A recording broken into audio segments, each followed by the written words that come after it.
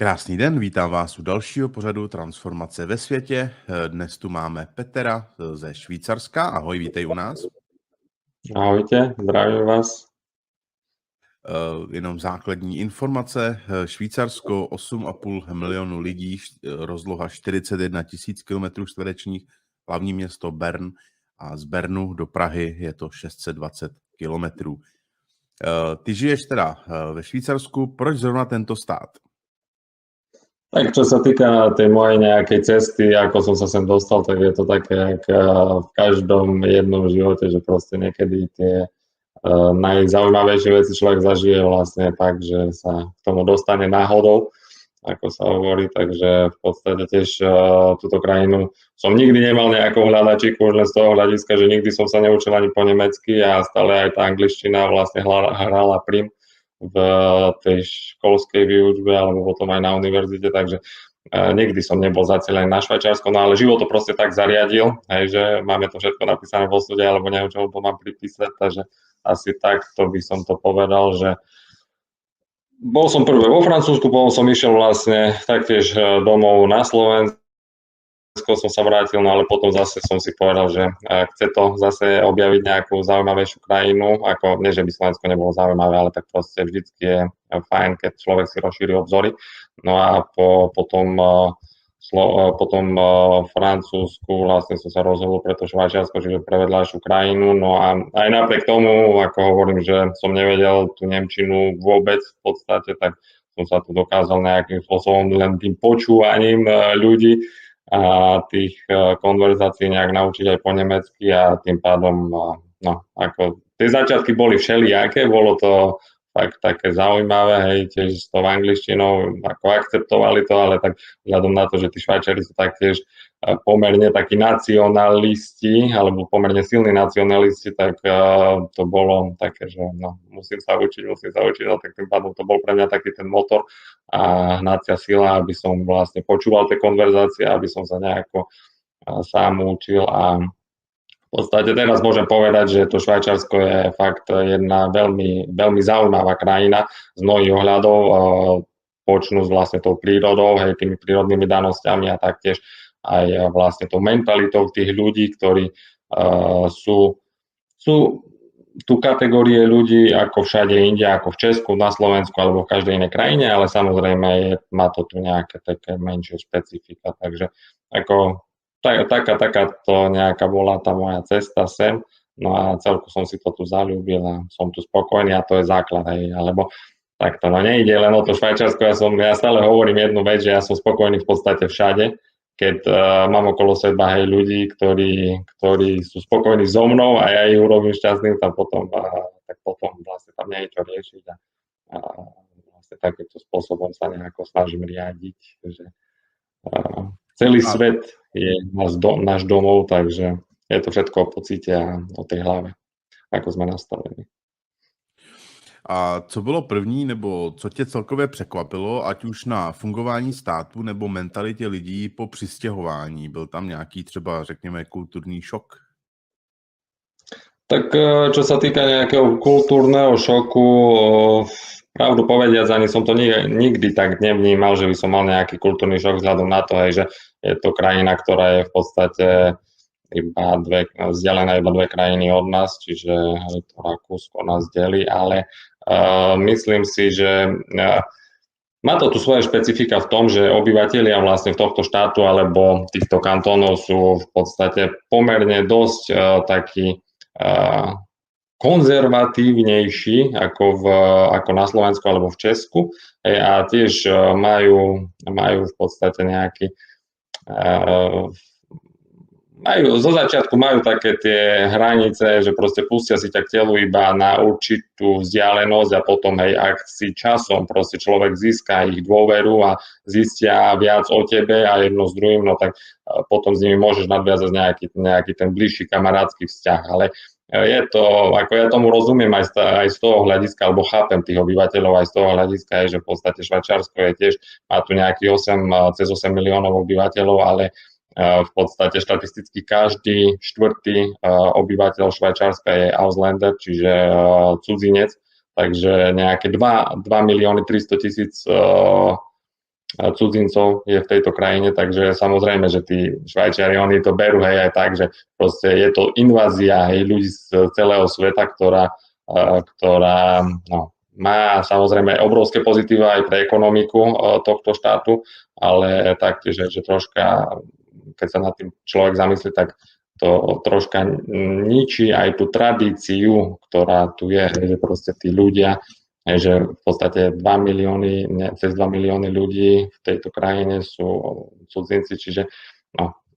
ale tak to je tiež vec pohľadu, lebo ja si myslím, že nie všetci majú nejaké negatívne názory alebo nie sú negatívne nastavení na týchto cudzincov, ale samozrejme nájdú sa aj takí, ktorí v podstate budú nadávať, ale to je aj v Česku, aj na Slovensku, takže asi tak. Takže. No a co tě teda překvapilo v tom fungování státu, mentalitě lidí v porovnání vlastně s tím Slovenskem? Třeba jako infrastruktura, zdravotnictví, úřady? No tak samozrejme, akože čo sa týka tej vlastne základnej infraštruktúry a tých všetkých zložiek, ako si už spomínal, vlastne to zdravotníctvo, vzdelávanie a taktiež tá cestná sieť alebo v podstate možnosti cestovania, tak veľmi pozitívne ma vždy prekvapilo a prekvapuje doteraz v podstate tá čistota tej krajiny a udržiavanosť tej krajiny a vlastne tej či už udržiavania vlastne prírody alebo turistických tras. No a samozrejme vlastne, čo sa týka tej infraštruktúry, tak je to taktiež na vysokej úrovni, lebo v podstate, čo sa týka nemocníc alebo zdravotníckej starostlivosti, no tak je to tu veľmi zaujímavé, že všetko sú to v podstate novo vybudované budovy, ktoré sa vždycky vlastne nejakým spôsobom revitalizujú, keď sú staršie a všetko je tu v podstate na takej čo najvyššej úrovni, či sa už týka zdravotníctva. Bol som aj v zdravotníckych zariadeniach, takže v kantonálnych nemocniciach vlastne je to na veľmi vysokej úrovni a taktiež aj ten personál však ako to je aj na Slovensku alebo v Čechách, ale proste majú proste veľmi taký racionálny a odborný prístup k tomu pacientovi alebo ku klientom. A taktiež, čo sa týka vlastne tých škôl alebo školstva, tak sú to taktiež veľmi, je to na vyššej úrovni, dajme tomu, ako možno v okolitých alebo v iných štátoch Európskej únie. Ako netvrdím, že zase aj na Slovensku, aj v Čechách samozrejme máme určite nové krásne školy, lebo všetko sa tiež si myslím, že revitalizuje a dostáva sa do nejakého takého štandardu toho 21. storočia, ale taktiež je veľmi dôležitá aj tá ľudská zložka, aj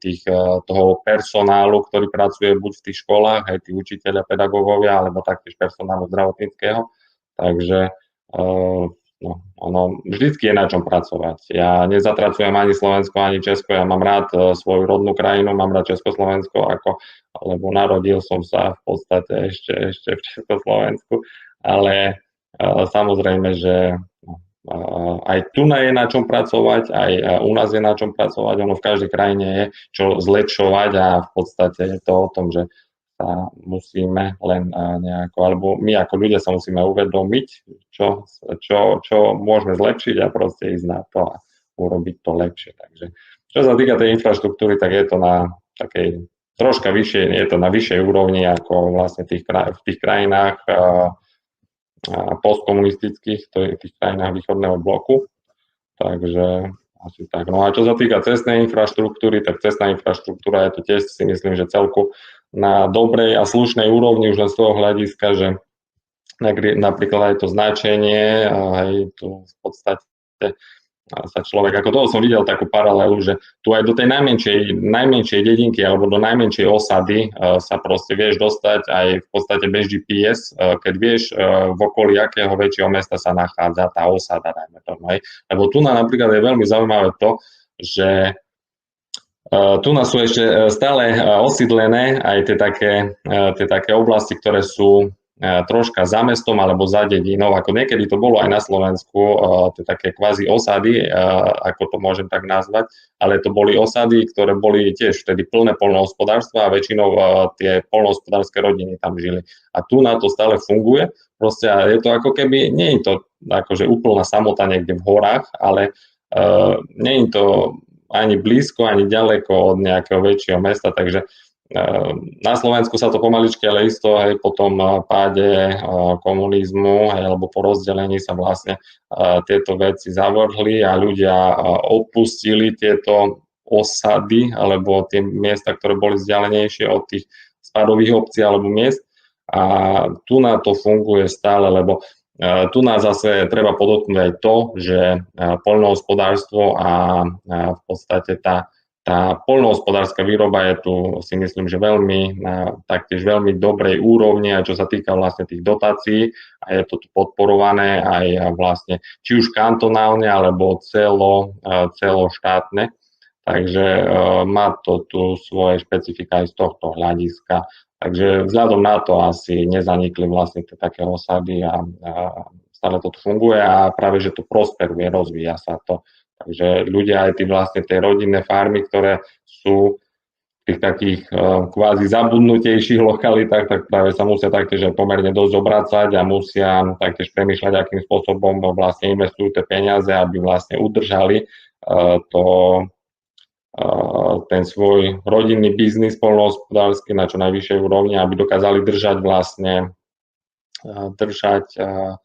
jak sa to povie, proste držať krok s dobou. Takže takýmto nejakým spôsobom to tu funguje v podstate vo všetkom, aj všeobecne. A jak u vás probíhá transformace? Máte tam nějaké alternativní média nebo nějaké skupiny setkávání nebo nějaké duchovní nauky?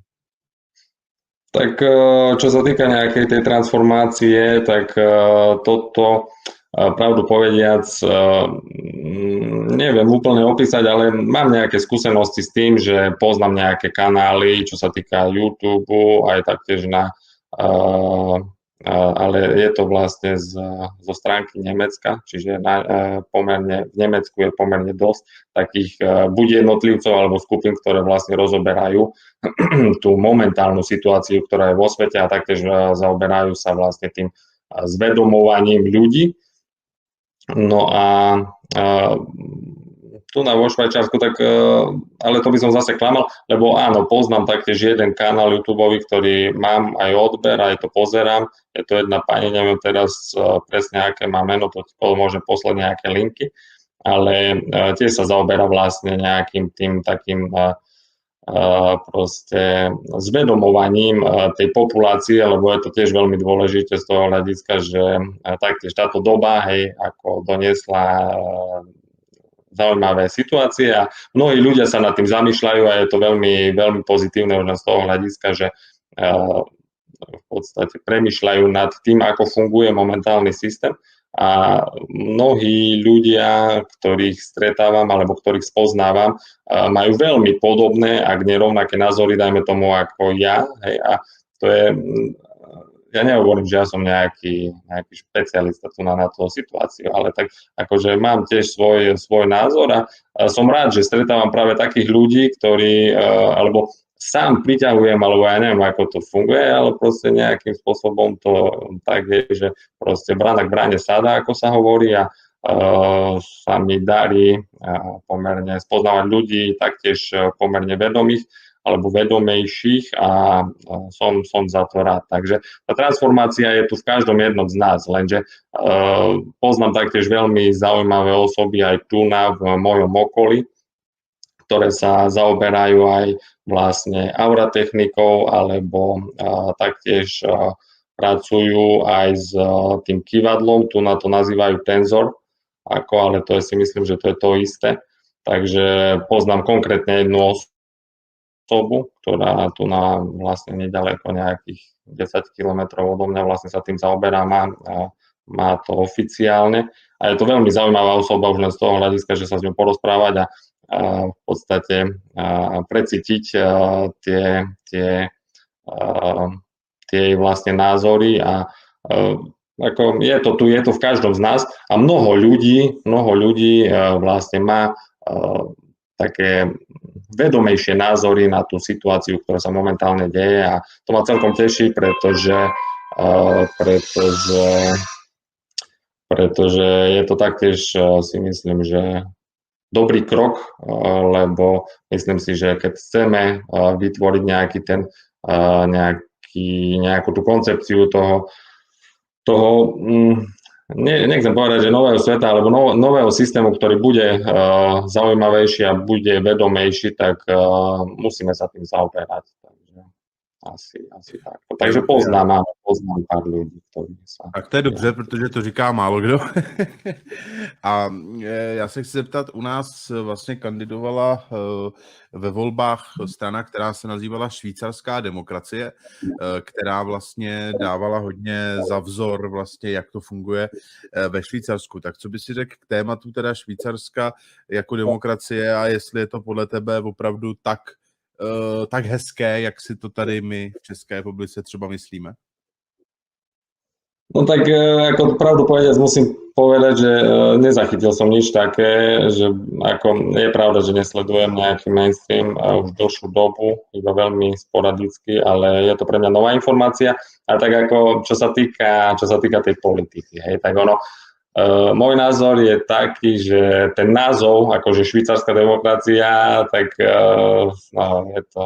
je to minimálne je to dehonestujúce z toho hľadiska, že oni kandidujú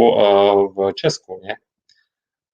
A tým pádom, akože prečo tam pchajú Švajčiarsko, že to je už v podstate ako keby niečo jak vlastizrada, by som to tak nazval, no ale dobre, akože odhľadnúť od toho, tak švajčiarska demokracia je takto. Švajčiarsko bolo vždycky vlastne veľmi zaujímavým a až takým, ja by som nazval až mystickým miestom alebo mystickou krajinou z toho hľadiska, že vždycky bola neutrálna a taktiež v poslednej dobe sa snažím, alebo veľa študujem aj o tej histórii a podobne tejto krajiny, lebo ma to fakt zaujíma a tá taká až mystickosť fakt ma normálne fascinuje a je to o tom, že nie je to krajina, ktorá je v Európskej únii, ale zase táto krajina má veľmi, veľmi zaujímavé pozadie, ak si preštuduješ napríklad ten Great Reset, alebo v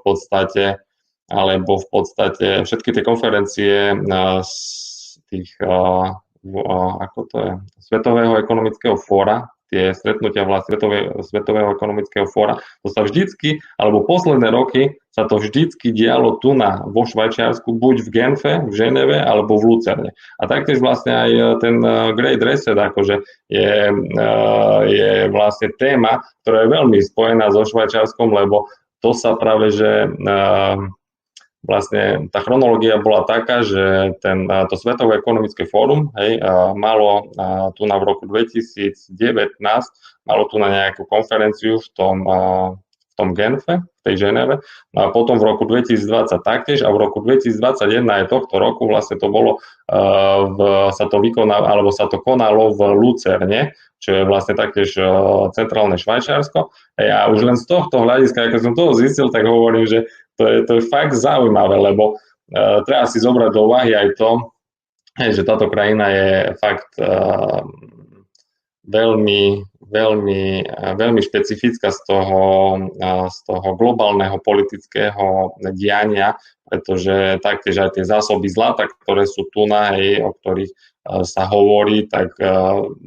sú to obrovské percentá, sú to vysoké percentá, čo sa týka vlastne celkovej hodnoty hmotného zlata na svete. Tu je tiež vlastne uložených nejakých cez 50% možno. Takže v podstate, ja by som to tak nazval akože veľmi jednoducho, že to Švajčiarsko je krajinou, ktorá bola vždycky neutrálna kvôli tomu, že tu boli nahromadené vždycky tie najväčšie hmotné bohatstva a práve preto sa stala vlastne jedným z tých najsilnejších hráčov, aj čo sa týka politiky svetovej politiky a aj preto vlastne sa tu vykonávajú tie stretnutia toho Svetového ekonomického fóra, alebo taktiež vlastne tu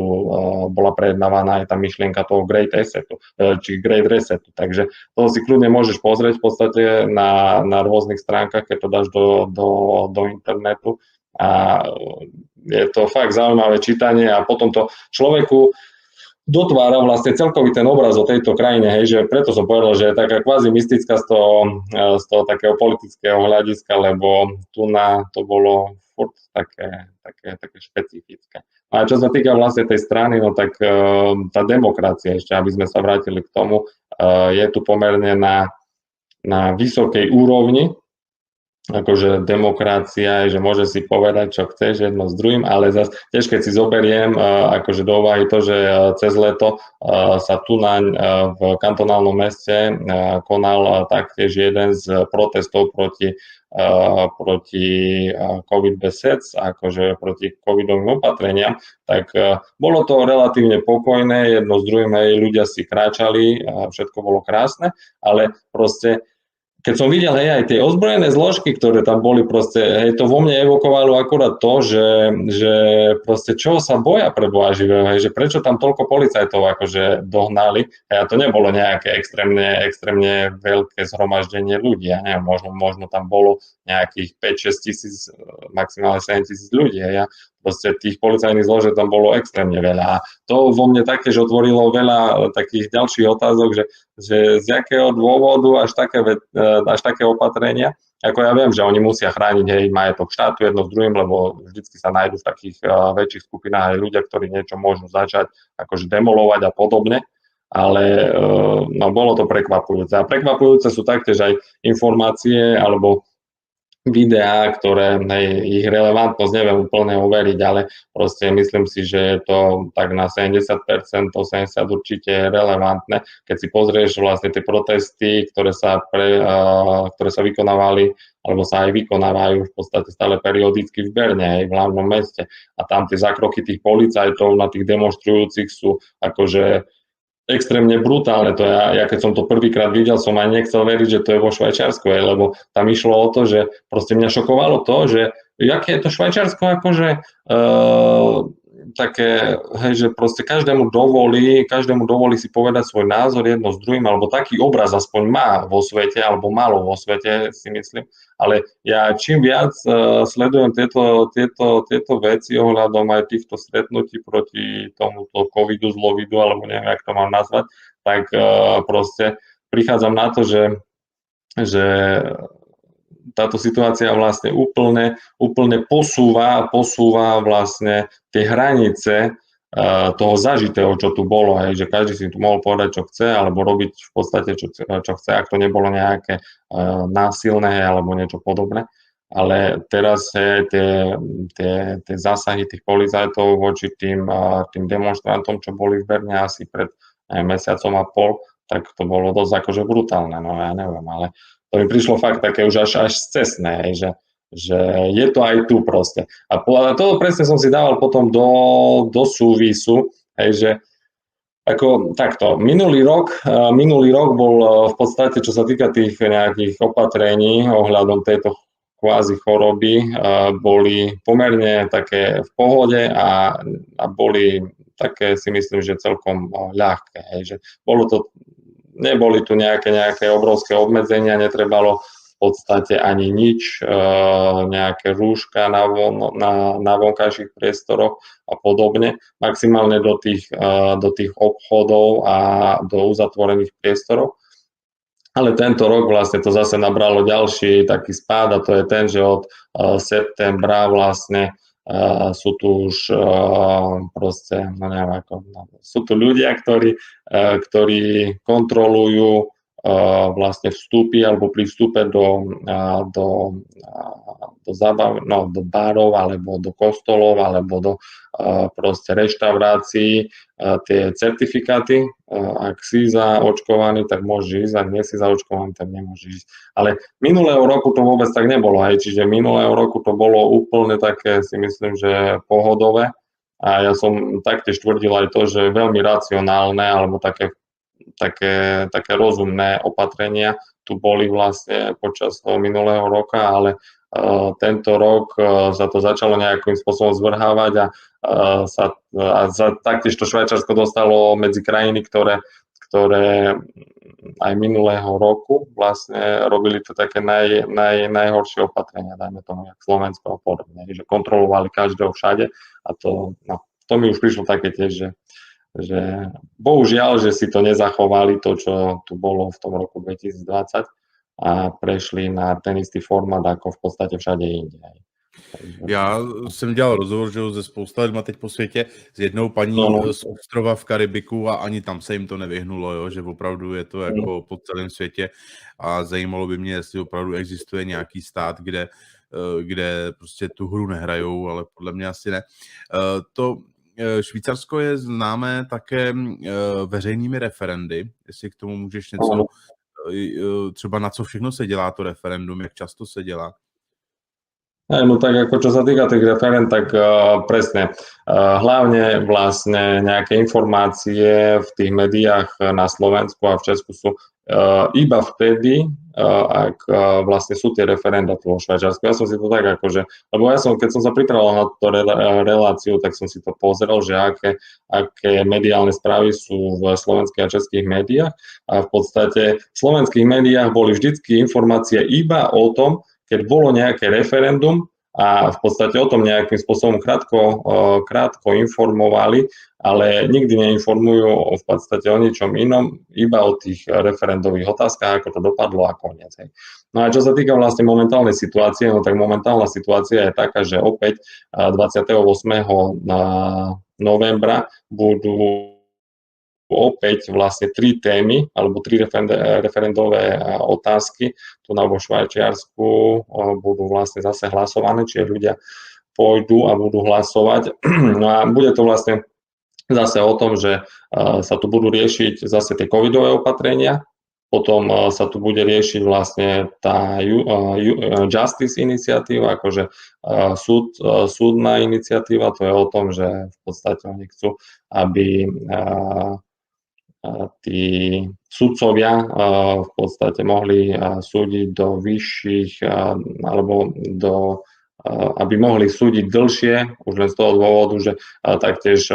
nemajú nejaké dostatočné množstvo asi tých takých špičkových sudcov, takže oni chcú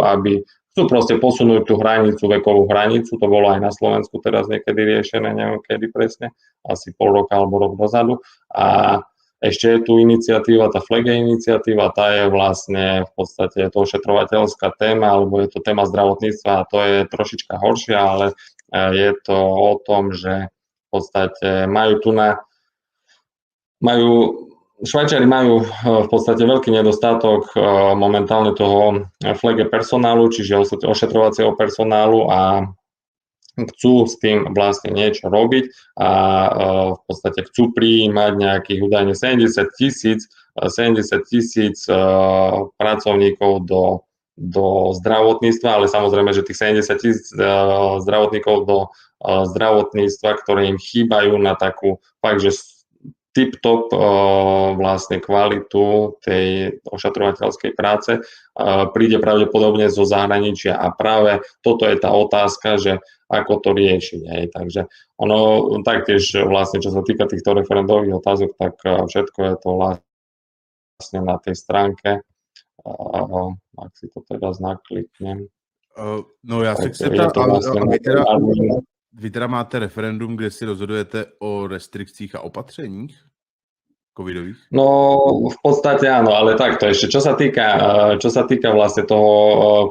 tých covid opatrení, tak je to o tom, že ja som to čítal a tam vlastne je to veľmi tak šalamúnsky napísané, že v podstate táto referendová téma alebo táto referendová otázka, ktorá bude opäť hlasovaná 28. novembra, bude o tom, alebo takto, je to tam napísané tak veľmi zaujímavo a tá hlavná idea je to, že oni chcú vlastne zabrániť nejakým väčším ekonomickým nejakým stratám a problémom, takže v podstate dali tú referendovú otázku, že či môžu podstate nejakým spôsobom obmedziť vlastne, alebo zamedziť tie nejaké ekonomické straty. Ale otázkou je taktiež podľa mňa, alebo vo mne to vyvolalo taktiež ďalšie množstvo otázok a to takých, že dobre, oni to napísali tak, že chcú, aby neboli nejaké ekonomické škody vlastne na tých kantonálnych alebo na tej federálnej úrovni, ale Boh vie, čo zase si vlastne oni potom, aké reštrikcie zase vytvoria, lebo tam je to fakt, tam je to extrémne všeobecne napísané. Ak chceš, ja to môžem prečítať tu, ale je to fakt akože také komish, by som povedal. No tak je to tu vlastne ten COVID besec, akože, o ktorom sa bude hlasovať do 28. novembra, je opísaný v skratke takto. Pandémia korony si vyžiadala ako v pomerne veľké reštrikcie, aby federálna rada konala rýchlo a ďaleko siahle na ochranu ľudí a spoločnosti. Na začiatku sa museli spočiatku spoliehať na núdzové právo, odkedy parlament v septembri 2020 schválil zákon o COVID-19, stanovil, aké dočasné opatrenia by mala federálna rada prijímať na boj proti pandémii a ako by mala obmedziť ekonomické škody. V reakcii na vývoj krízy bol zákon viackrát novelizovaný od toho septembra 2020. Po referende voliči zákona prijali 13. júna 2021, čiže tohto roku, so 60% tie časti zákona z 28. novembra 2020, ktoré budú opäť prehlasované v tomto referende, tak, aby úpravy, ktoré sa vykonajú, boli vlastne úpravy toho zákonného nariadenia z roku 2021, z marca 2021. No a tu ešte potom vlastne píšu to, že to novelou toho zákona z marca 2021 parlament rozšíri finančnú pomoc aj tým, ktorých sa to týka, ktorí dovtedy nemohli alebo nedostatočne dostávali podporu. Sledovanie kontaktov na prerušenie reťazcov infekcií, čiže to je vlastne to monitorovanie s tým, s kým sme sa stretli, bolo aj ďalej vyvinuté a bolo rozhodované, že federálna vláda podporí testy covidov, alebo covidové testy, ktoré bude vlastne preplácať, ale nie je to napísané, že či v plnej výške alebo v akých percentách. Parlament tiež vytvoril právny základ pre ten certifikát alebo COVID certifikát, ktorý je vyžadovaný pre očkovaných a tých, ktorí mali negatívny test, s cieľom uľahčiť cesty do zahraničia a umožniť určité podujatia. Čiže v podstate ja viem, že to bolo možno také troška, lebo som to teraz rýchlo nejakým spôsobom prekladal takto, aby to bolo zrozumiteľné, ale je to o tom, jak tu vlastne v tej prvej, že chcú obmedziť tie ekonomické škody. Čiže dobre, toto je jedna taká vec, že chcú obmedziť ekonomické škody. No a chcú novelizovať ten zákon z marca 2021 a chcú vlastne preplácať možno vo vyššej miere alebo v nižšej miere tie COVID testy. No a taktiež v podstate chcú uvoľniť, tí, ktorí budú vlastne mať tie COVID testy alebo COVID certifikáty, no tak budú môcť vlastne jednoduchšie cestovať do tých možné. Takže je to, vidíš, že nebolo tam napísané v podstate nič také konkrétne, no ale otázkou je, že to schvália, tak oni tam napísali, že chcú obmedziť tie ekonomické škody, ale aké zase opatrenia oni si do toho potom dajú, že to ja neverím tomu, že to bude len o tom, lebo je to fakt šalamúnsky napísané, ako je to v skratke, ale neviem, ako uvidíme, ako to bude. Ja stále hovorím, že v podstate treba sa nejako tak nastaviť, že keď človek to chce riešiť túto tému, tak to rieši. Poznám tiež takých mnohých ľudí, ktorí to riešia stále, ale ja som si povedal, že nemá to nejaký zmysel. Ja v tom nejakú úplne, že takú hrozbu nevidím a snažím sa takto nejakým spôsobom sa nastaviť na niečo príjemné, pekné a v podstate ísť do tej prírody nejakým spôsobom aspoň sa takto vyžiť a proste neriešiť tieto masové veci, lebo to človeka pohlcuje podľa mňa. A to pohlcuje strašne vysoké percento toho potenciálu na to premýšľanie a potom, keď to máme v hlave, tak nie, že si to privoláme, ale to, čo máme v hlave, to máme, hej, takže keď máš COVID v hlave, no tak budeš mať potom COVID, alebo ja neviem, jak to mám nazvať, ale proste, každý nech si robí, ak uzná za vhodné, ale je to pomerne kontroverzné. Tak super, já ti moc děkuji za vysílání, budu samozřejmě přát, ať se ti tam daří a ať všechno vychází tak, jak chceš a ať se máš dobře a pokud by si chtěl, můžeš se rozloučit s diváky. Samozrejme, tak ďakujem veľmi pekne za pozornosť a taktiež ďakujem za možnosť vyjadriť svoj názor, alebo tak nejak. Super. Pokud byste někdo chtěl také udělat rozhovor z vaší země, určitě mi napište, budu rád, protože mě to velmi baví a jsou to informace, které jsou pro lidi hodně důležité, takže jediný teda, co už mám plnou, mám Anglii, Irsko a teď tedy Švýcarsko, to už je plné, ale existuje dalších stovky dalších zemí, ze kterých se mi můžete ozvat, takže mi klidně napište a uděláme takovéto půlhodinové uvolněné předtáčení, takže přeji krásný zbytek dne.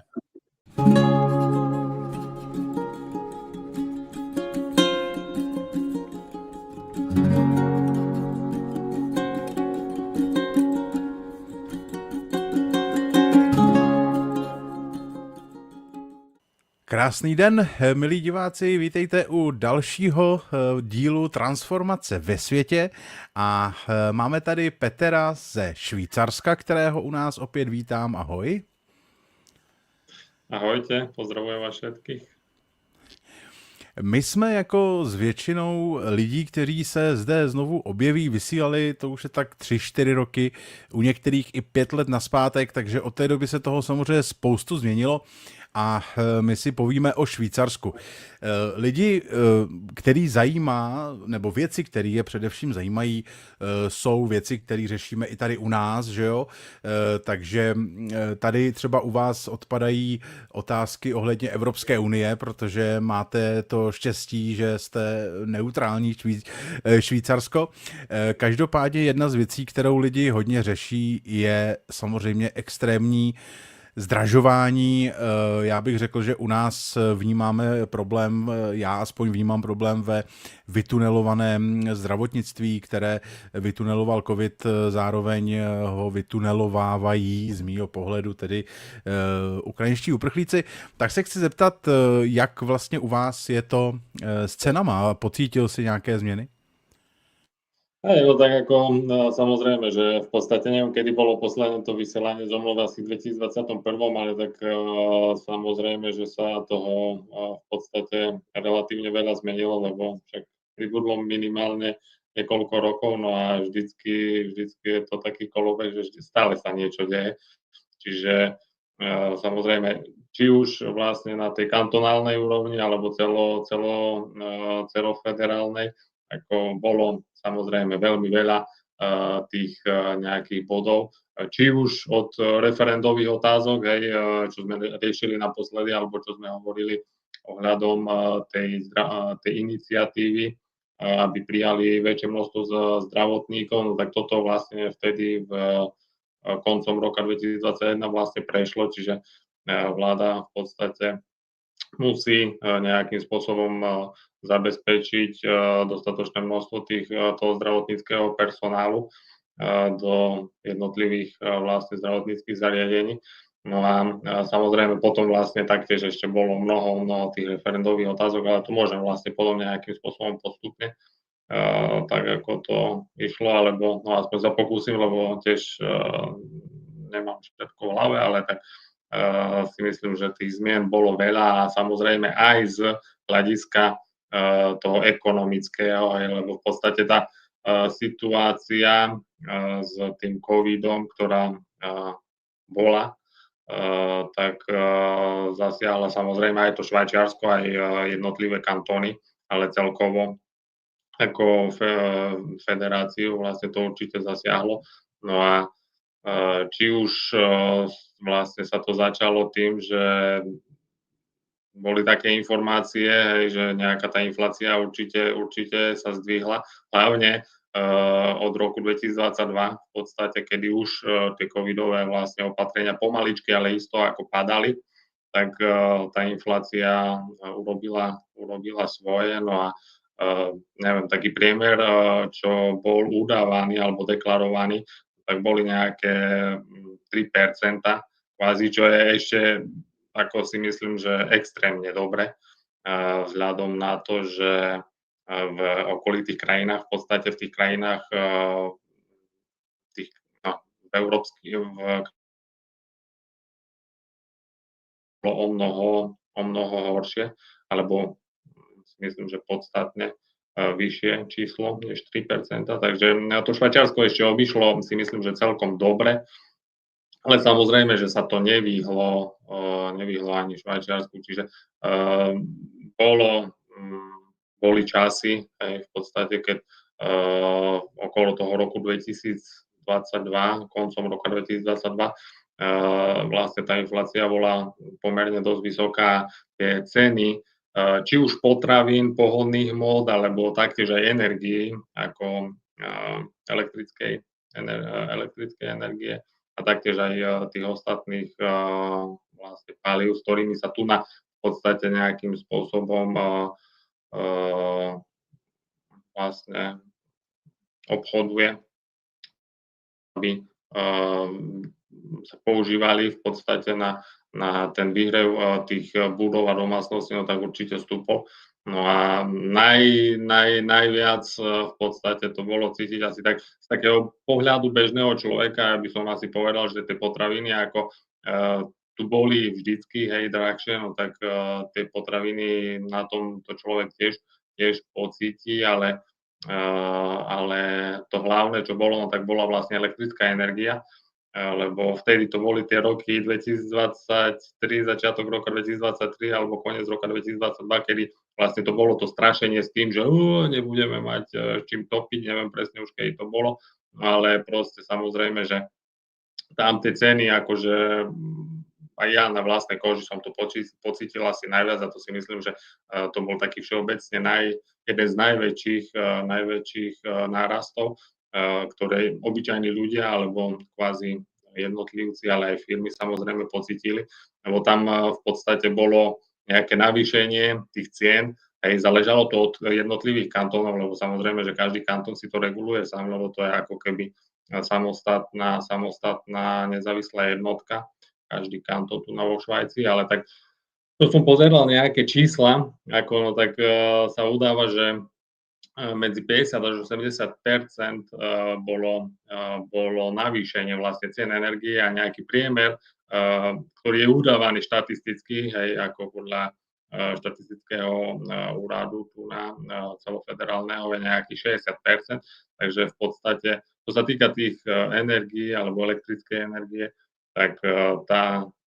bola asi tak fakt, že najciteľnejšia, bol to šok, no ľudia ako samozrejme takéto veci neznášajú úplne ideálne, no ale tak čo už človeku ostáva, musí sa len prispôsobiť a v podstate tá energia je potrebná na úplne všetko, takže toto bolo akože aj z môjho pohľadu, to som si povedal, že že to už je ako troška fakt, že extrémne, ale tak potom postupom času vlastne niekedy v druhej polovici roku 2024 to troška aj pokleslo, takže nemôžeme hovoriť iba o tom, že to stále len stúpalo, ale samozrejme, že sa tie ceny pomaličky, ale isto nejakým spôsobom aj zredukovávajú, alebo sa zredukovali, ale tak zredukovali sa tak maximálne o nejakých 10-12%. Takže hlavne tá elektrická energia, vlastne to bolo také najciteľnejšie, no a samozrejme aj tie jednotlivé vykurovacie oleje, lebo tu je ešte veľmi veľa týchto bytových domov v podstate, ktoré sa vykurujú takzvaným tým proste topným olejom, alebo to je vykurovací olej po slovensky, hej. Takže tam samozrejme, že cena taktiež narastala, no ale toto nemám nejaké aktuálne informácie. No ale tak si myslím, že tiež nejaké aj desiatky percent asi určite boli, lebo všetko bolo naviazané aj na to, že ceny pohonných hmôt vlastne v tom, niekedy koncom roka 2020 alebo začiatkom roka 2022 vlastne stúpli pohonné hmoty v podstate na cenu až cez tesne cez 2 franky. No ale to sa tiež ako nejakým spôsobom držalo možno ten rok a pol, no a potom v roku 2024 alebo začiatkom roku 2024 sa to trošička zredukovalo a teraz je to nejak na tej kvázi pôvodnej predcovidovej vlastne hodnote, aj keď je to mierne vyššie, lebo samozrejme aj, že je to ten COVID a celková tá situácia od roku 2019, alebo neviem, kedy by sme to mohli datovať, tak bola super príležitosťou na to, aby v podstate tie korporátne vlastne spoločnosti a firmy, ktoré v podstate sú zodpovedné za obchod s danými komoditami, si navýšili marže a mali väčšie zisky, takže ale treba povedať, že to aj štatisticky, aj tie ceny vlastne či elektrické energie alebo iných vykurovacích hmôt a taktiež aj pohonné hmoty vlastne niekedy od toho 2023. konca 2023. vlastne pomaličky klesali. No a je to relatívne znesiteľné, ale tak samozrejme, že ľudia aj v podstate musia si tieto veci nejako dokázať zmanéžovať a musia to relatívne, by sme mohli povedať, že to musia akceptovať. Takže aj keď je to mierne vyššie oproti možno predcovidovému obdobiu, ale tak je to momentálne priateľné. No ale tak samozrejme, že to sú len jednotlivé častky alebo jednotlivé časti vlastne tých vecí, ktoré sa tak najviac týkajú tých bežných ľudí a ja som to tiež tak nejako pocítil, tak to viem akože zhodnotiť. No a samozrejme ja si myslím, že tá elektrická alebo to navýšenie tých cyklickej energie a pohonných látok vlastne si myslím, že tam v podstate zapričinilo to, že všetko sa zdražilo, či už služby, tovary, alebo proste všetky segmenty nejakého toho biznis prostredia išli určite hore, lebo proste tá elektrická energia a tie pohonné hmoty, to je taká nosná vec, ktorá v podstate zvýši vždycky všetko. Takže asi tak to bylo hodně obsáhlý, to je paráda, že se to takhle lidem vysvětlil. Já jsem tady si hledal, jaký je tedy průměrný, což je nevypovídající údaj, ale průměrný plat v České republice, průměrný plat ve Švýcarsku, s tím, že pokud si to převedeme na pohonné hmoty, o kterých si mluvil, tak za průměrnou mzdu v České republice jsme tady mohli v té době nakoupit 1250 litrů benzínu a zatímco u vás to bylo 3332 litrů benzínu, to znamená, je tam pořád ten velký nepoměr. Ono, když třeba se podíváme například v Americe, kdy tam mám toho kamaráda, který taky vysílal v Transformace ve světě a on říkal, no nám benzín stoupnul, všichni nadávají a vlastně, když si to přepočteme na platy, tak to vlastně skoro nic není, ale pro ně je to velká změna, takže i ty Švýcaři vlastně to zdražování vlastně jste třeba pociťovali, ale u nás nebo i ve zbytku zemích v Evropě tak došlo opravdu k dvojnásobným nárůstům, protože já jsem třeba objednával na začátku covidu, tak jsem objednával na rohlíku potraviny a teď jsem asi před rokem nebo kdy, tak jsem se vlastně koukal 4 roky zpátky, za kolik jsem objednával a za kolik objednávám teď ty různé produkty a u většiny došlo opravdu k 70-80% nárůstu za cenu, což je prostě naprosto šílený. A taky aspoň dobře, že to Švýcarsko na tom není tak špatně. Já si myslím, že Švýcarsko mělo vždycky tu výhodu, že hlavně, že máte třeba ty referenda, protože já jsem tady, teda když jsem se snažil tady si zjistit nějaký rychlý novinky, tak hned mě tady vyskočilo, že v září 2021 bylo referendum, který umožňovalo manželství pro všechny, takže to přišlo tady jako důležitý zmínit, ale samozřejmě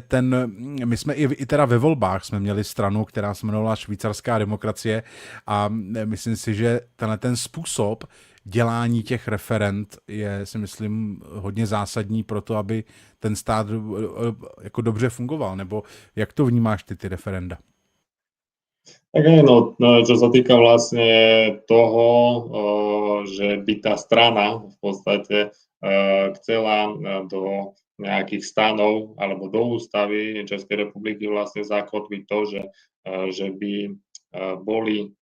vlastne referenda alebo také tie klasické referendové otázky o takých vlastne témach, ktoré sa týkajú vlastne väčšiny obyvateľstva, no tak samozrejme, že by to, alebo nie, že väčšina obyvateľstva, ale proste každého jedného človeka, no tak určite by to pomohlo, lebo ja si myslím, že by takýto model by určite akože prispel ku kvázi lepšiemu a demokratickejšiemu spôsobu fungovania každej jednej republiky, hej, alebo každého jedného štátu, nemá akýkoľvek status, ale no, je to vec, ktorá si myslím, že je takou nosnou na to, aby konečne v podstate ľudia mohli rozhodovať o tých dôležitých témach, ktoré sa hlavne tých ľudí týkajú, lebo je to o tom, že proste tá politika to je fakt veľmi špecifická oblasť, kde by sa mali by sa zapájať vlastne širšie dávy v podstate do ovplyvňovania toho chodu daného štátu alebo do chodu toho systému, pretože tá republika alebo ja neviem, aj nejaké iné druhy vlastne týchto štátnych alebo proste neviem, aké statusy ešte môžu mať, akože nejaké iné zoskupenia územné, tak sú veľmi dôležité na to, aby proste počúvali tých ľudí a aby ľudia svojím spôsobom vlastne vyjadrili tú vlastnú náladu a vlastnú vôľu, aj keď je to samozrejme vždycky je to veľmi subjektívne, lebo v dnešnej dobe ja tiež už sa aj nad tým som sa zamýšľal, že ako to ďalej pôjde, že v podstate, keď ja nechcem zatracovať žiadne generácie a nič, každý je jedinečná božská bytosť, ale v podstate, keď si tak zoberiem, že v dnešnej dobe už je rok 2020, koniec roku 2025 a tá umelá inteligencia ako dosť v podstate ovplyvňuje tie mladšie generácie, ja neviem, tie ročníky, ktoré boli narodené, ja neviem, alebo po roku 2010, po roku 2000, dajme tomu, no tak to je tiež vec taká, že častokrát sa nad tým zamýšľam, že keď ľudia si budú vždycky uľahčovať tou umelou inteligenciou alebo tie jednotlivé generácie, ktoré to teraz tak využívajú, tak aby nedošlo k tomu, že proste sa to nejakým spôsobom aj tie prípadne referendové vlastne otázky, aj možno, že v Česku alebo v iných krajinách, tak aby proste zostal ten zdravý sedliacky rozum v tých mysliach tých ľudí a toho sa obávame, že keď si tie nové generácie budú úplne tak zľahčovať všetko, tak Boh vie, aká schopnosť premýšľania alebo aj kritického premýšľania možno nebude. Ale tak to je taká myšlienka, ktorá je môjim subjektívnym názorom, ale ja verím v to, že to bude skôr opak a že ľudia, aj tie mladšie generácie si uvedomia, že v podstate vždycky najdôležitejšie je počúvať svoj hlas, svoju vlastne myseľ, dušu, podvedomie a proste naplňať to, s čím človek súznie a robiť to, čo ho naplňa a čo ho robí šťastným. Takže ja si myslím, že určite tie referenda sú prínosné podľa mňa pre každé štátne zriadenie a bolo by to super, keby podľa mňa všetky krajiny sveta mohli vlastne takýmto spôsobom rozhodovať o svojej ďalšej ceste a o tom, ako sa bude vlastne uberať daný systém. Takže je to jedna z možností. No alebo potom, samozrejme, že toto je naviazané zase na to, že kebyže už sú takéto možnosti vo viacerých krajinách, tak bolo by to stokrát lepšie, lebo pomaličky, ale isto by sme boli na tej línii, že by možno niektoré krajiny, ktoré už dajme tomu majú tie referendové témy alebo referenda akože zaužívané, by možno boli otvorení aj tomu, že proste viac zahrňať to obyvateľstvo tých ľudí a proste ja nehovorím, že počúvať nejaké subjektívne názory, ale proste dokázať počúvať ten dav a keď to má nejakú že je to konštruktívne, no tak by to bolo určite napomocné. No a potom by vlastne už mohla byť aj jednoduchá a ľahká cesta k tomu, aby v podstate bola nejakým spôsobom alebo počúvaná tá väčšina, to obyvateľstvo a istým spôsobom vláda ľudu alebo niečo také. Týmto smerom som chcel akože niečo povedať, že proste bolo by to určite prínosné, lebo ľudia sú tí,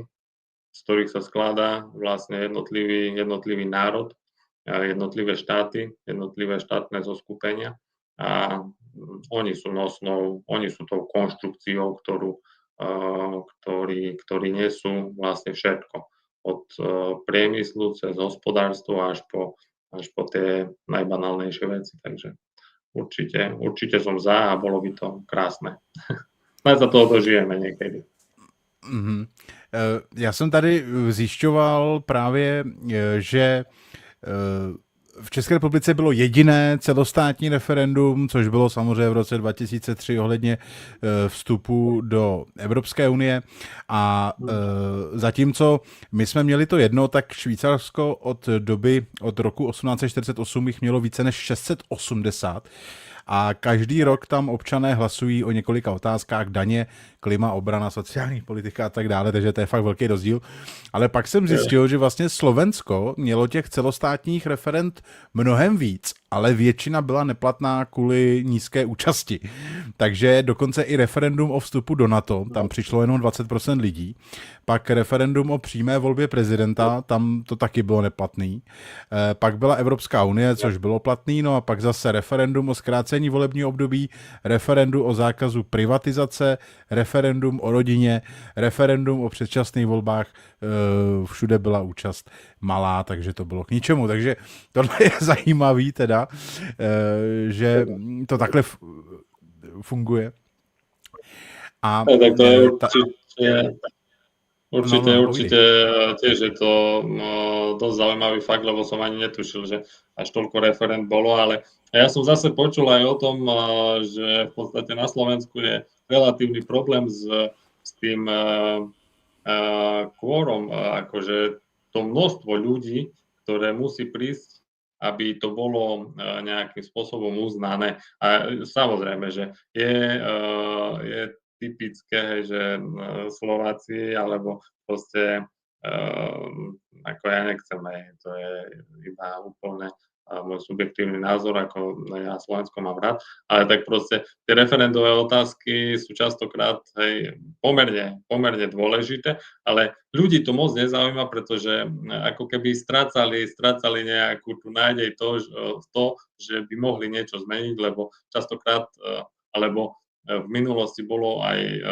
väčšinou to bolo o tom, že nebolo dostatočné množstvo, alebo nebolo dostatočné dostatočné zastúpenie tých voliacich, ale išlo aj o to, že v podstate, no, že tí ľudia ako keby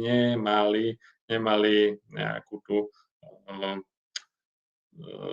takú silu to nejako nie že presadiť, ale tak nemali sa k tomu, no. Takže. Ale tohle mi vlastně připomnělo tady to referendum ne, to je ještě něco jiného, to je jedno. Tak mě vlastně jedna z těch zpráv, která mě vyskočila ohledně Švýcarska je, že se tam také řeší tady nějaké klimatické a environmentální problémy. Já jsem relativně člověk, který se zajímá o ekologii, ale o takovou tu reálnou, ne placení a Green Deal a další věci. Nevím, jaký máš názor na to ty, ale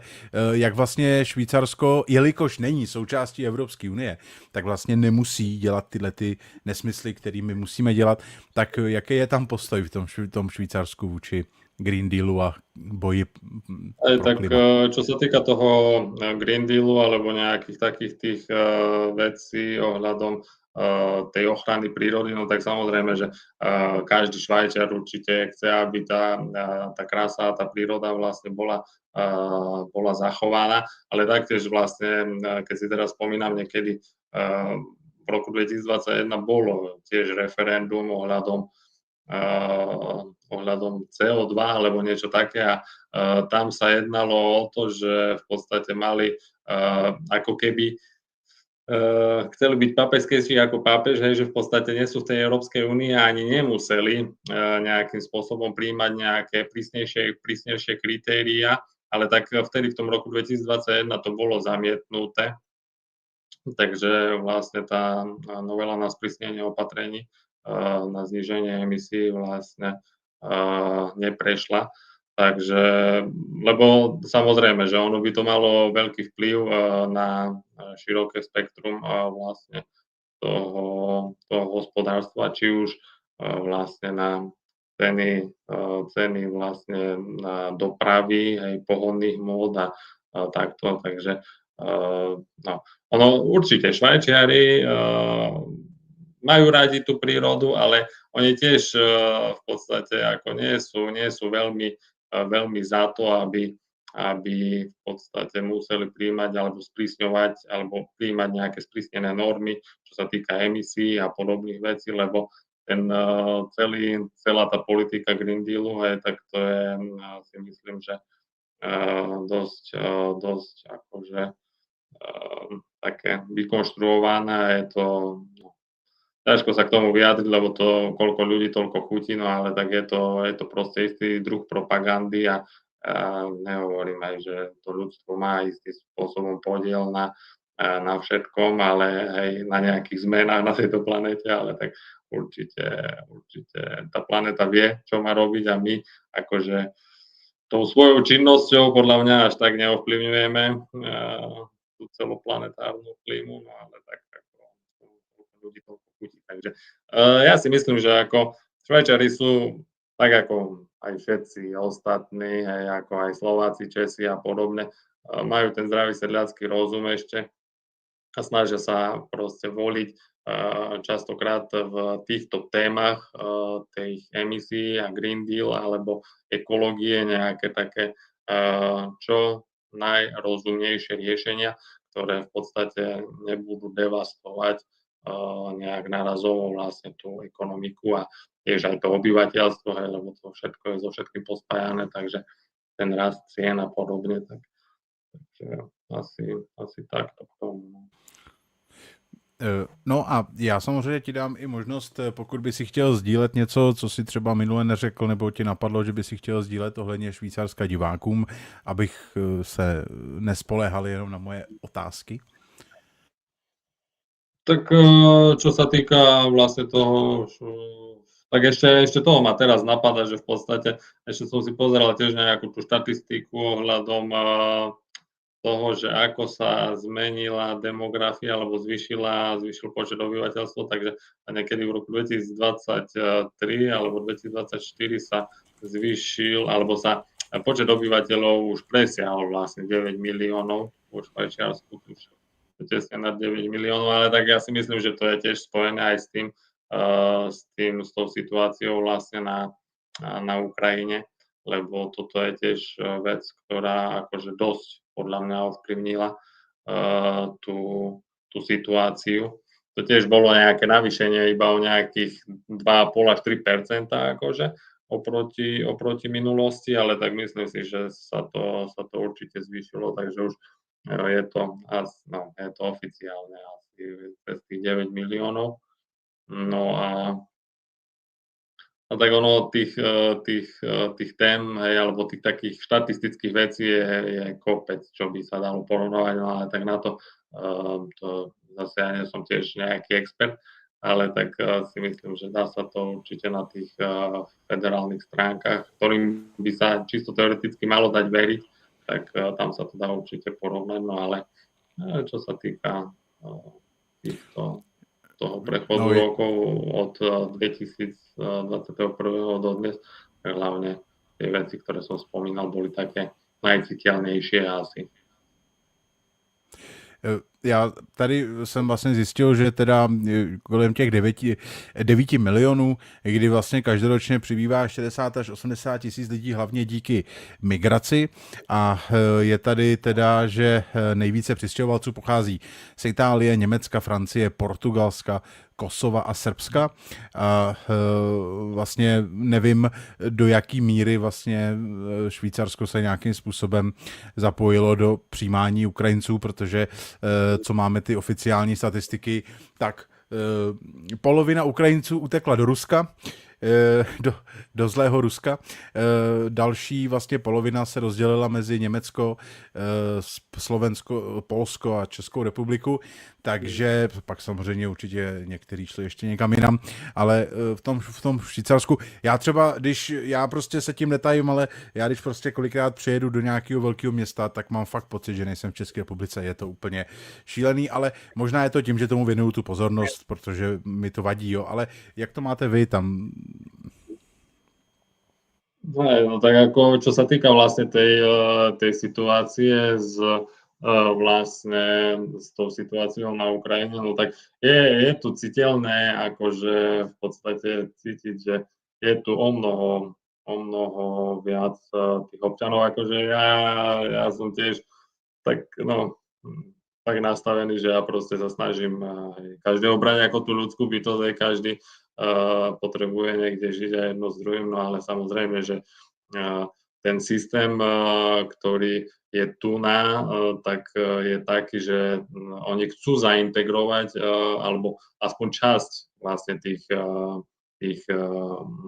ľudí, ktorí boli postihnutí tou situáciou na Ukrajine, vlastne chcú zaintegrovať vlastne do spoločnosti, lenže veľký problém, lebo častokrát sa s takými ľuďmi aj stretávam a hovoria, že v podstate nevedia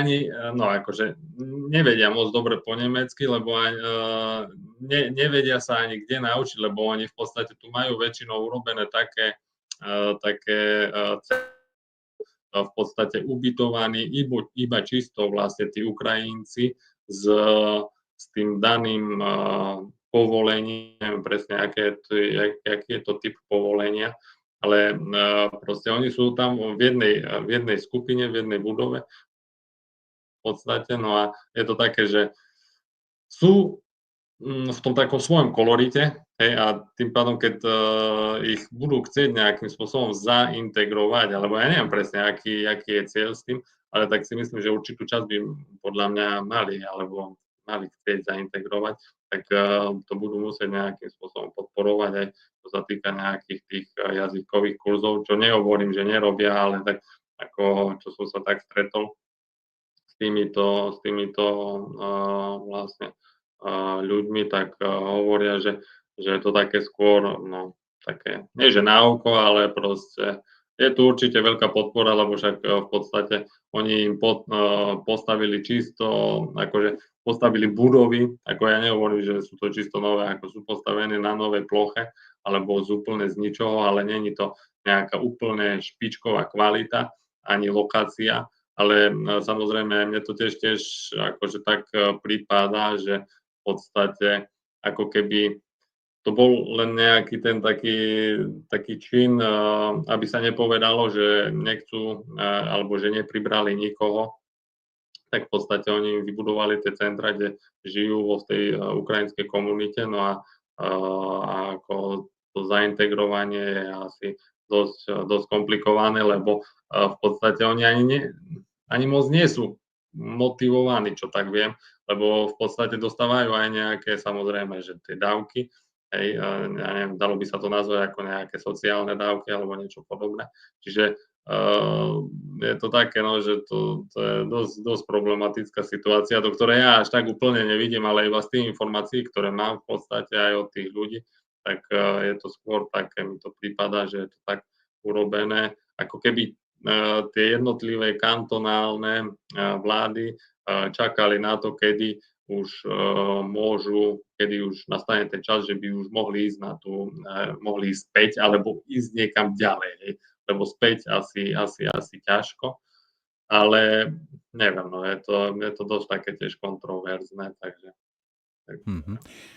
A další, co jsem tady další, co jsem zjišťoval, bylo ještě teda, protože to je další věc, co lidi zajímá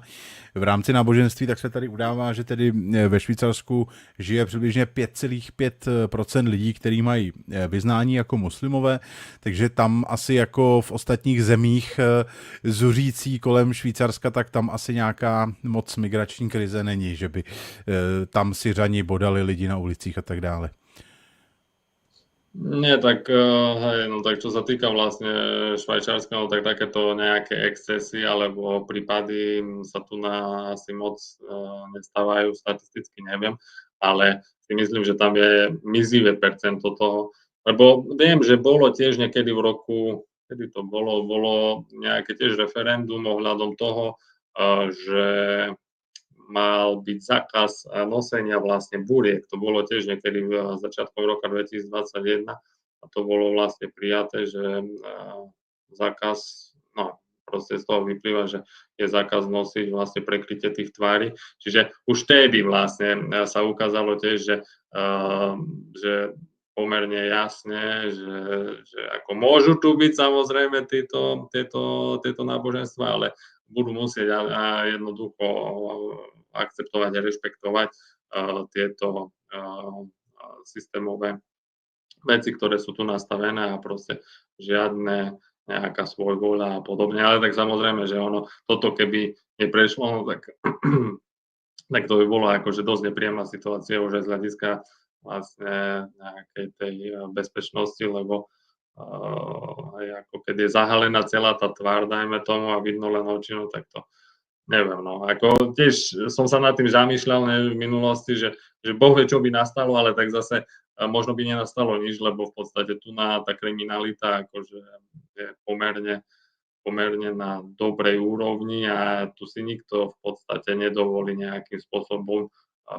urobiť nejaký vážnejší prešľap, lebo toto má dosť akože silné a tvrdé konsekvencie, dôsledky, takže si myslím, že možno, že aj keby to referendum vlastne malo opačný koniec, tak by to nebolo až také strašné, ale určite je lepšie, keď v podstate dali takýto signál vlastne týmto iným druhom náboženstva, že samozrejme ich rešpektujú, ale tak proste, keď chcú tu žiť a byť a proste nejakým spôsobom sa tu aktivovať, tak budú musieť rešpektovať dané pravidlá, ktoré sú v daných kantónoch, ale tak toto bolo, sa mi zdá, že federálne celošvajčiarske referendum, takže taký bol výsledok, no. Tak ono, na jednu stranu se hovoří o respektování náboženství, ale na druhou stranu v Anglii už se ani nesmí pořádně říct veselé Vánoce, už se musí říkat šťastné svátky nebo veselé svátky, aby to někoho neurazilo, takže bohužel jako je to skutečně invazivní druh, který postupně prostě pohltí všechno a myslím si, že je dobrý vysílat takovéhle signály jako tady ne, tady se to dít nebude. No. Presne tak, ja si myslím, že toto je jediná cesta v podstate, lebo iná cesta neexistuje. Buď sa ten národ alebo tá vláda podvolí, alebo proste ide takýmto štýlom, že sa buď vytvorí pomocou referenda nejaký výsledok, alebo vlastne musia zákonodarci niečo uzakoniť také, aby to nebolo samozrejme diskriminujúce, ale aby to bolo vlastne jasné a v podstate cielené. Takže, lebo je faktom, že tá Európa, ja hovorím, že Európa je najlepšia oblasť, ale tak proste každá jedna oblasť má svoje pomerne špecifika, čo sa týka tej kultúry a malo by to tak ostať, lebo proste to je tá pluralita, že proste chcete niečo také skôr kresťanské alebo neutrálne, idete do tej Európy, chcete niečo iné, tak idete proste na ten arabský poloostrov alebo do tých moslimských krajín, ale tak proste, no, ja si myslím, že všetko by malo byť v nejakej tej rovnováhe a ľudia by nemali presadzovať to svoje ego a hlavne nie, ako nie, že presadzovať to svoje ego, ale v takýchto otázkach, že proste tej viery je to dosť také tiež, že v podstate to je iba tiež nejaká ľudská konvencia, ktorú ľudia si povedali, že áno, tam majú moslima, tam majú Aláha, tu majú Ježiša, hen tam majú neviem koho, Budhu a v podstate všetko je to jedno, len s inými menami, s inými názvami. Takže ono je to tak nejak, že to božské vedomie, alebo ja neviem, že či je možné to tak nazvať, tak je proste na celú túto planetu a možno na celé galaxie, takže si myslím, že len ľudia si vymysleli, to sú tie ľudské konvencie, alebo tak sa to nazýva, sa mi zdá, že proste, aby boli rozdelení, my sme tá lepšia grupa, oni sú tá horšia grupa a jedno z druhých, takže aby boli tie rozdiely. Rozdiel a panuje, či ak to je, takže niekto to veľmi dobre vymyslel, ale si myslím, že určite treba to zanechať tak, jak to je, že proste aj keď je tu tá pluralita tých náboženstiev, ale proste nech nikto nepresadzuje nejak, že my sme tí najlepší, alebo my tu budeme vládnuť, ale nech každý vládne vo svojom živote, nech každý vládne sám sebe, každý nech vládne v podstate svojej realite, každú jednu sekundu nech si ovplyvní tak, ako chce. No a to je to najdôležitejšie. Že to by bolo v podstate najideálnejšie, aby nastal božský pokoj na tejto zemi a v podstate, aby bolo všetko v najlepšom poriadku. Keď sa každý bude starať o seba, no tak bude postarané o všetkých. No tak skvělý. Já ti moc děkuju za odpovědi na otázky a za to, že jsi něco pozdílel zase po delší době. A tohle je samozřejmě i výzva pro vás, diváci, pokud byste bydleli v jiném státě a chtěli byste podat nějaké informace, chtěli byste udělat takovýto uvolněný rozhovor, určitě mi napište, protože za každý stát budu rád. A i když ten stát už byl, to je jedno, každý má svůj pohled, své názory, své zkušenosti, takže pokud byste chtěli, tak mě určitě napište. E-mail máte na videu anebo pod videem. No a já ti moc děkuju za to dnešní povídání a samozřejmě můžeš se rozloučit s diváky nebo ještě něco říct, pokud bys chtěl. Dobre, tak ďakujem veľmi pekne taktiež za pozvanie, no a prajem čo najkrajší čas. Paráda, tak jo. Děkuju a mějte se krásně a u dalšího videa zase na viděnou. Zanechte prosím komentář a dejte like tomuto videu a pokud nás chcete podpořit, odebírejte naše Hero Hero s nejnižším možným předplatným a nejvyšším množstvím videí navíc.